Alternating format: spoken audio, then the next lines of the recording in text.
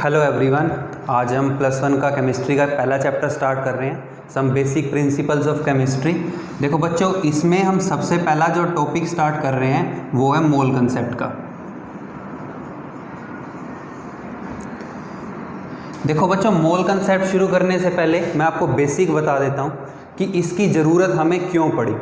देखो बच्चों, पहले ये आपने 9th-10th में भी पढ़ा है कि जैसे मान लो कि कार्बन है, आप इसका मास लिखते हो, कार्बन का मास 12 है तो आप लिखते हो 12 AMU या आप लिखते थे 12U। AMU का मतलब होता है एटॉमिक मास यूनिट, या U जो है ये भी इसी की ही एब्रीवेशन है, एटॉमिक मास यूनिट की। देखो बच्चों, जब भी हम किसी भी सब्सटेंस का या किसी एटम का मास फाइंड करते थे तो हम उसको रिलेट करते थे AMU के साथ। AMU क्या होता था? 1/12 of mass of 1 carbon atom.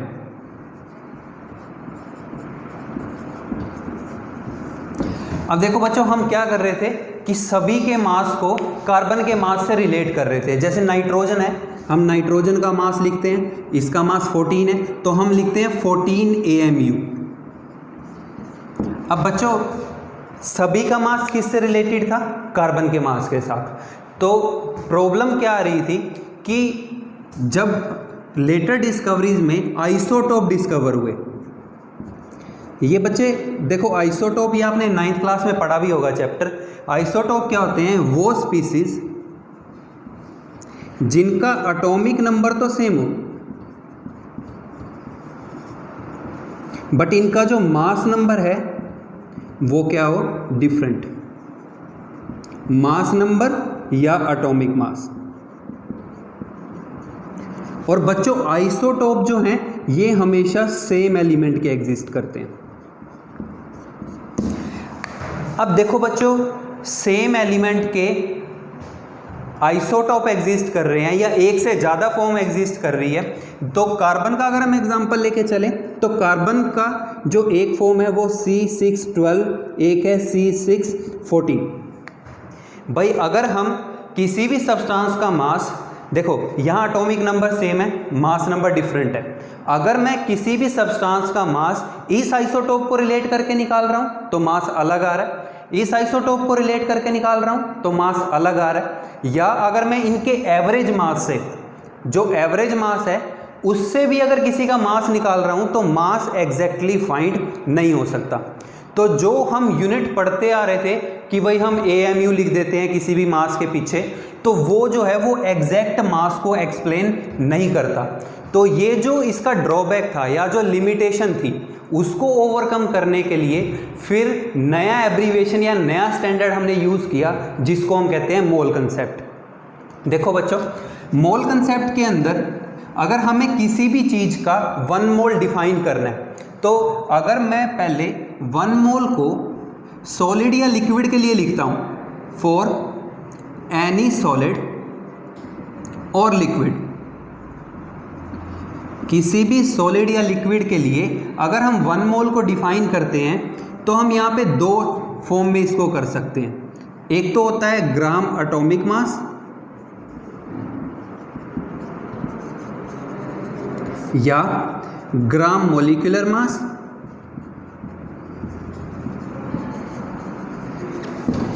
और बच्चों दूसरा जो एब्रीवेशन है वो है एवोगैड्रोज नंबर, जिसको हम लिखते हैं Na, which is equal to 6.022 into 10⁻23 species. भाई अगर एटम है तो हम एटम लिख देंगे, अगर मॉलिक्यूल है तो मॉलिक्यूल लिख देंगे। अब मैं आपको 1 बाय 1 एक्सप्लेन करता हूँ कि ये टर्म्स क्या हैं। होप सो कि आपको बेसिक समझ में आ गया होगा कि क्यों हमें मोल कंसेप्ट की ज़रूरत पड़ी। भाई आइसोटोप एग्जिस्ट किए कार्बन के, दैट उसकी वजह से क्या हुआ कि किसी भी सब्सटेंस का एग्जैक्ट मास जो है वो फाइंड नहीं हो रहा था। तो सबसे पहले देखो ग्राम एटॉमिक मास क्या है।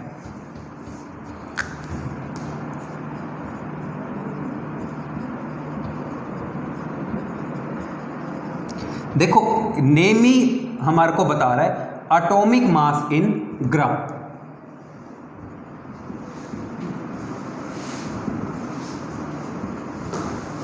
भाई जैसे कार्बन है, कार्बन एटम है, इसका मास होता है 12।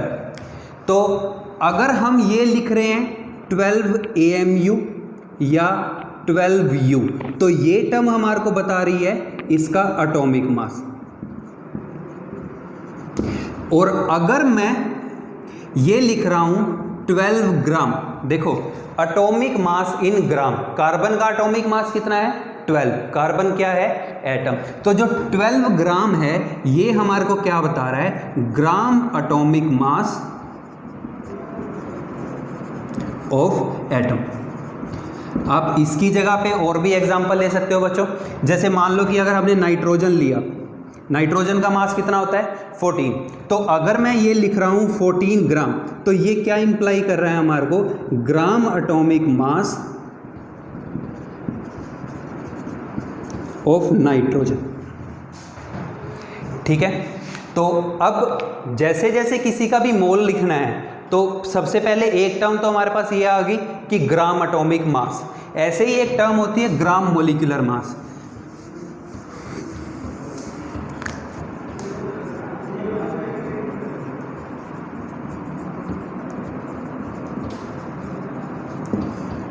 देखो बच्चों, नेम इंप्लाई कर रहा है मोलिकुलर मास इन ग्राम। भाई हमने क्या करना है, मॉलिक्यूलर मास फाइंड करना है और उस मॉलिक्यूलर मास को किस में कन्वर्ट करना है, ग्राम में। अब जैसे मान लो हमारे पास एग्जांपल है, मैं सबसे पहले वाटर का एग्जांपल लेके चल रहा हूँ। हाइड्रोजन का मास होता है 1, ऑक्सीजन का मास होता है 16। देखो ये आपने पहले क्लासेस में भी पढ़ा है कि जो मॉलिक्यूलर मास है ये इक्वल होता है sum of masses of all atoms. जितने भी एटम दे रखे हैं उन सभी एटम्स के मास का जो सम होता है उसको हम क्या कहते हैं, मॉलिक्यूलर मास। तो देखो बच्चों फाइंड कैसे करना है, मैं यहाँ से स्टार्ट कर रहा हूँ। देखो सबसे पहले यहाँ पे क्या दिया हुआ है, हाइड्रोजन, तो हाइड्रोजन का मास कितना है 1, तो 1।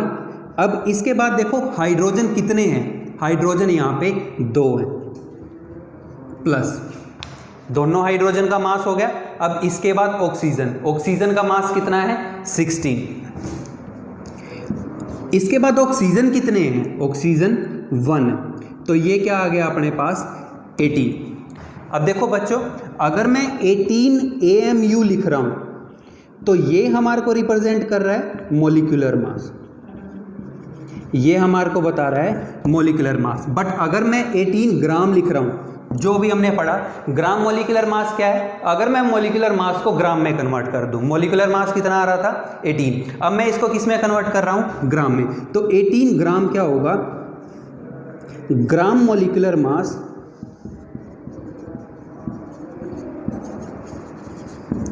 Of water. ओके, अब मैं एक और एग्जांपल लिखता हूं। जब आप घर पे वीडियो देख रहे हो या बच्चों प्रैक्टिस कर रहे हो तो आप कोशिश किया करो कि वीडियो को पॉज कर दो। जब मैं एग्जांपल लिखता हूं आप उसको पहले सोल्व करो, जब आपका आंसर आ जाए आप वीडियो को स्टार्ट करिए और आप आपका आंसर मैच करके देखिए। आप ऐसे क्वेश्चंस को प्रैक्टिस कर सकते हो साथ के साथ। अगर आपको कोई डाउट है तो आप कमेंट सेक्शन में बता सकते हो, which will be cleared in doubt session. Okay, मैं एक एग्जाम्पल और लेता हूँ यहाँ पे इसका। लेट हमारे पास एग्जाम्पल है H2SO4 सल्फ्यूरिक एसिड। बच्चों हाइड्रोजन का मास 1 होता है, सल्फर का मास 32 है, ऑक्सीजन का मास 16 है। तो भाई अगर वही हम लॉजिकली स्टार्ट करें जैसे पहले कर रहे थे, तो हाइड्रोजन का मास कितना है 1, कितने हाइड्रोजन है 2 है, प्लस सल्फर का मास कितना है, सल्फर का मास 32 है, कितने सल्फर है, देखो नीचे एब्रीवेशन कुछ नहीं है, एटम तो है, तो एब्रीवेशन अगर नीचे कुछ नहीं है तो इसका मतलब 1 है वो, तो 32 × 1 प्लस फिर आगे क्या है ऑक्सीजन, ऑक्सीजन का मास कितना है 16 × में कितने हैं 4, तो जब आप सम करते हो तो ये कितना आ जाएगा 98। तो अगर आप 98 ग्राम लिख रहे हो तो that means it is representing gram molecular mass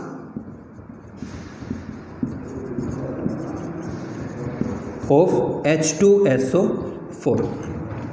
On the same basis you can try HNO3. Hydrogen का मास 1 है, नाइट्रोजन का 14 है, ऑक्सीजन का 16 है बच्चे।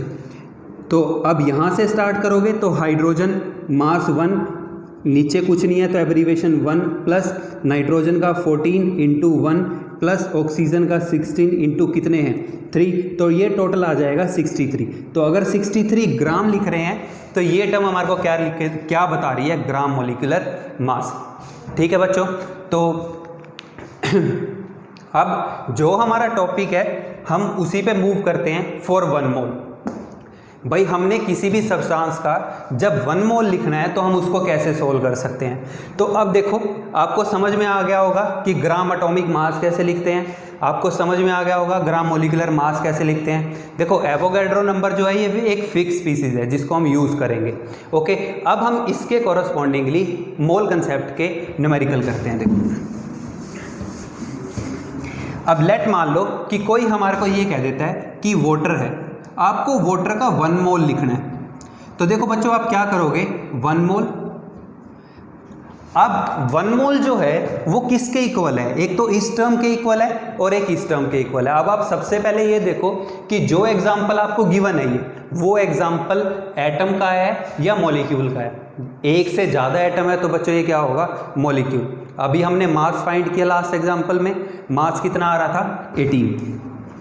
तो 18 ग्राम बच्चों किसके इक्वल आ गया, 1 मोल के। आप देख सकते हो 18 ग्राम ये किसके इक्वल होता है, 1 मोल। भाई जो ग्राम मोलिकुलर मास है वो 1 मोल के बराबर होता है, वो हमने यहाँ पे पुट कर दिया। इसके बाद अब फिर सेकंड एब्रीवेशन क्या है कि ये किसके इक्वल होता है, एवोगैड्रोस नंबर के, which is equal to 6.022 into 10⁻23। अब फिर मैंने लिखा हुआ है स्पीसीज। अगर एग्जाम्पल एटम का है तो बच्चों एटम लिख दोगे, अगर एग्जाम्पल मॉलिक्यूल का है तो आपको यहाँ पे मेंशन करना पड़ेगा मॉलिक्यूल। अब ये मॉलिक्यूल का एग्जाम्पल है तो बच्चों आप यहाँ पे लिखोगे मॉलिक्यूल। अब यहाँ से क्या हुआ कि हमें फिक्स पता लग गया कि भाई वाटर के 18 ग्राम में इतने मॉलिक्यूल होंगे और इतने मॉलिक्यूल का जो सब्सटेंस है उसका अमाउंट इतना होगा और इसी को हम क्या कहते हैं, 1 मोल। ठीक है, अब इसके साथ अगर मैं एग्जांपल लूँ कार्बन का, तो अब कार्बन एटम है।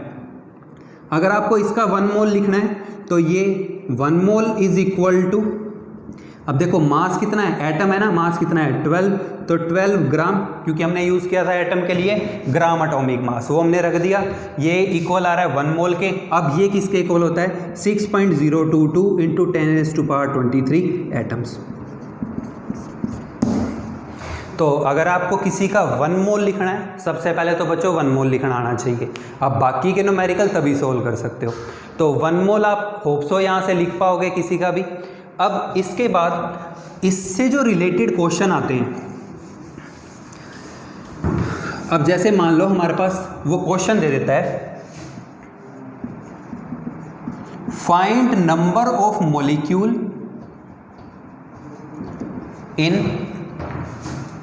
3 ग्राम ऑफ वाटर। भाई वाटर के 3 ग्राम में कितने मॉलिक्यूल होंगे। तो मैं लॉजिकली हमेशा अप्रोच ऐसे करता हूँ और मैं मेरे स्टूडेंट्स को भी कहता हूँ कि ऐसे ही अप्रोच करना चाहिए। जो एग्जाम्पल दिया हुआ है बच्चों पहले हमेशा उसका 1 मोल लिखो। आपको एग्जाम्पल क्या दिया हुआ है, वाटर। तो बच्चों वाटर का अभी हमने लिखा था mole concept, 18 gram is equal to 1 mole which is equal to 6.022 into 10⁻23। Molecule है तो पीछे क्या लिख दोगे, मॉलिक्यूल। ठीक है, अब इसके बाद आप ये देखो कि वो हमारे को क्या फाइंड करने के लिए कह रहा है। वो हमें फाइंड करने के लिए कह रहा है नंबर ऑफ मॉलिक्यूल्स, किसमें, अमाउंट में। देखो आप क्वेश्चन में ये देखो कि वो क्या क्या टर्म्स फाइंड करने के लिए कह रहा है और क्या उसने गिवन कर रखी हैं। वो फाइंड करने के लिए कह रहा है नंबर ऑफ मॉलिक्यूल, तो एक तो हमें नंबर ऑफ मॉलिक्यूल चाहिए, एक वो हमें अमाउंट में कह रहा है, तो एक बच्चों हमें अमाउंट चाहिए। तो अब मोल के लिए उसने कहीं पे कोई टर्म यूज़ नहीं की, तो हम यहाँ पे मोल को निगोशिएट कर देते हैं और हम देखते हैं कि हमारे अमाउंट में और मॉलिक्यूल के अंदर क्या रिलेशन है। इस स्पेसिफिक क्वेश्चन के लिए 18 ग्राम में इतने मॉलिक्यूल होंगे। ठीक है। अब वो हमें ये कह रहा है कि 3 ग्राम के अंदर नंबर ऑफ मॉलिक्यूल फाइंड करो। अब आपको स्टैंडर्ड केस आप मैथ्स में भी सोल्व करते हो, आपको पता ही होगा कि जो चीज़ फाइंड करनी होती है वो हमेशा राइट साइड पे जाती है, ठीक है। तो अब इस केस के अंदर फाइंड क्या करना है आपको, देखो यहाँ लिखा हुआ है फाइंड नंबर ऑफ मॉलिक्यूल, तो आप कहाँ पे लिखोगे मॉलिक्यूल को, राइट साइड पे। अब हमें ये पता है कि भाई 18 ग्राम के अंदर कितने मॉलिक्यूल होते हैं, 6.022 इंटू 10⁻23 मॉलिक्यूल। फिर आप 1 ग्राम में फाइंड कर लीजिए, जैसे आप मैथ्स में टर्म सोल्व करते हो, 1 ग्राम में कितने मॉलिक्यूल होंगे, 6.022 इंटू 10⁻23 डिवाइडेड बाय 18 मॉलिक्यूल। अब हमें कितने में फाइंड करने के लिए कह रहा है, 3 ग्राम में, and you can find that easily. 3 ग्राम में होंगे 6.022 into 10⁻23 divided by 18 into 3, and you can solve that and you will get your answer. मैं आपको फिर एक बार बता देता हूँ क्वेश्चन को लॉजिकली अप्रोच कैसे करना है, क्योंकि ये बेसिक है, हर एक क्वेश्चन जो है वो इसके जैसा ही होगा। अब आपको क्या करना है, पहले मोल कंसेप्ट लिखना है, इसके बिना क्वेश्चन सोल्व करने के लिए शुरू ही नहीं करना आपने, ठीक है। मोल कंसेप्ट आपने लिखा, जो फाइंड करना है और जो गिवन है टर्म उसको मोल कंसेप्ट में रख लो, बाकी को छोड़ दो। यहाँ फाइंड करने के लिए कह रहा था नंबर ऑफ मॉलिक्यूल, रख लिया हमने, अमाउंट कह रहा था रख लिया, मोल कहीं पे यूज़ नहीं हो रहा था तो इसको कट कर दिया। नेक्स्टली ये मैथ में आप पढ़ चुके हो कि जो फाइंड करने के लिए कह रहा है that will go to right side. अब हमें ये पता है कि मॉलिक्यूल फाइंड करने के लिए कह रहा है तो वो हमने राइट साइड पे लिख दिए। अब स्टैंडर्ड केस ये है, क्योंकि देखो जो मोल कंसेप्ट है वो टर्म्स को स्टैंडर्डाइज कर रहा है। अब हमें ये पता है कि 18 ग्राम वाटर में इतने नंबर ऑफ मॉलिक्यूल होंगे, तो 18 ग्राम में इतने मॉलिक्यूल हैं। 1 ग्राम में हमने फाइंड कर लिया, 3 ग्राम में हमने फाइंड कर लिया, ठीक है। इसके बाद मैं एक एग्जाम्पल और करवा देता हूँ आपको इसका। लेट मान लो वो आपको ये कह देता है find number of moles in 3 gram carbon, find number of moles in 3 gram carbon. अब कार्बन के 3 ग्राम में हमने नंबर ऑफ मोल जो है वो फाइंड करने हैं। अब बच्चों वैसे ही कार्बन का मास 12 होता है, आपको स्टैंडर्डली पहले वही करना है। ये एटम है तो 12 gram is equal to 1 mole which is equal to 6.022 into 10⁻23। क्या होंगे ये एटम्स, क्योंकि एटम दे रखे हैं, ठीक है। अब फाइंड क्या करने के लिए कह रहा है, नंबर ऑफ मोल, तो नंबर ऑफ मोल को हम रख लेते हैं। फिर क्या गिवन है, अमाउंट, तो हम अमाउंट को रख लेते हैं। अब नंबर ऑफ एटम का यहाँ कोई यूज़ नहीं है, आप इसको छोड़ सकते हो। इसके बाद जो फाइंड करना होता है राइट पे, जो गिवन है वो लेफ्ट पे। फाइंड क्या करना है, नंबर ऑफ मोल, तो मोल कहाँ पे जाएगा, राइट साइड में। अब बच्चों स्टैंडर्ड केस ये है कि 12 ग्राम में 1 मोल है, हमें पता है कार्बन के 12 ग्राम में 1 मोल होगा, 1 ग्राम में 1/12 मोल होंगे, और इसके बाद 3 ग्राम में होंगे 3/12 which is 1/4 0.25 mole. Hope so बच्चों आपको समझ में आया होगा। नेक्स्ट टाइम हम नेक्स्ट चैप्टर पढ़ेंगे इसका, जो है कि हम मोल कंसेप्ट गैसेस के लिए लिखेंगे। आप पढ़िएगा, आपके पास जो पुरानी आपकी बुक्स हैं उसमें एग्जाम्पल होंगे, आप उनको सॉल्व करके देखो। Thank you.